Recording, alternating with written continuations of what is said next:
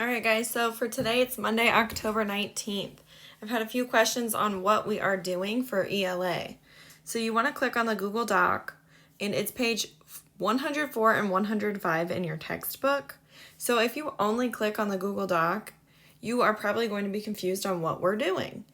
So if you go to page 104 and 105 in our textbook, there's a couple different assignments on those pages. The vocabulary 1 through 4, vocabulary strategy number 1 through 3, and the language conventions practice and apply, which is write 2 complex sentences from the point of view of the fox. So right here is the critical vocabulary. Use your understanding of the vocabulary words to answer each question. So you're going to use the words and your understanding of the word to answer the question. Does someone experiencing anxiety feel happy or upset? Why? So then I would double click. Oh, I need to open it in Google Drive. And then, so here I can double click and I would say, someone experiencing anxiety would feel upset because anxiety is a mixture of negative feelings and it makes you uneasy and anxious. So I'm answering the question with my understanding of the word anxiety. So I'm not just saying upset because they would. I'm saying why they would feel upset. So number 2, which is more likely to displease someone, a gift or an insult? Why? So I know that displease means make somebody mad. So I think an insult would, and I would say something along the lines of, it is more likely to displease someone if you give them an insult because an insult isn't nice and usually doesn't make people feel good about themselves. And I'm just answering it that way. So you guys need to do the rest of that on your own. Then if I scroll down to the vocabulary strategy, you have to read through. A root is a word part that contains the core meaning of a word. So knowing its meaning can help you understand a word. Roots are often combined with word parts such as prefixes or suffixes to form words. Many English words contain roots and other word parts from older languages, including Greek and Latin. For example, the word injury contains the Latin root jur plus the prefix in. The root jur or jus or jud means justice or law, and the prefix in means not. So you can guess that injury sometimes means unlawful physical or emotional harm. So now you're going to practice and apply that knowledge. Find the word that contains the Latin root jur on jus or jud in each sentence.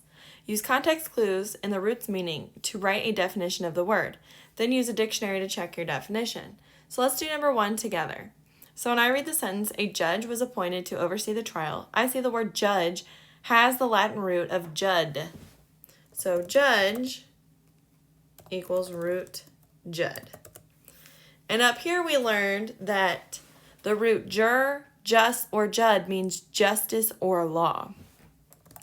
So I think judge is someone who practices law or justice.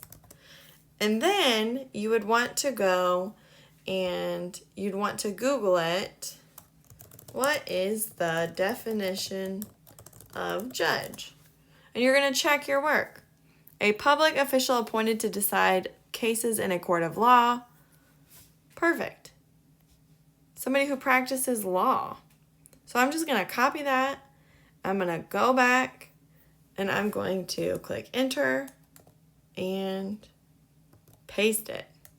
Oh, I don't know why my number 2 and 3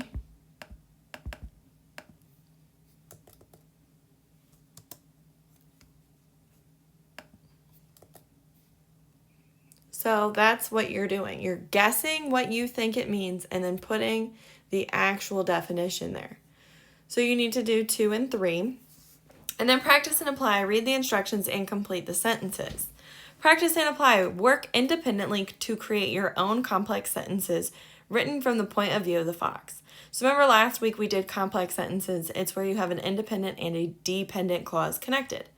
Imagine the fox experienced after the car what the fox experienced after the car drove away, and then describe it in your sentences. Share your sentences with a classmate. So we can't really do that, so we're just going to write 2 sentences, and I'll write one with you. So remember, a complex sentence has an independent and a dependent clause. So dependent means it wouldn't be a complete sentence without the independent clause. An independent clause could be a complete sentence all on its own. So remember, it's the point of view of the fox, which is Pax.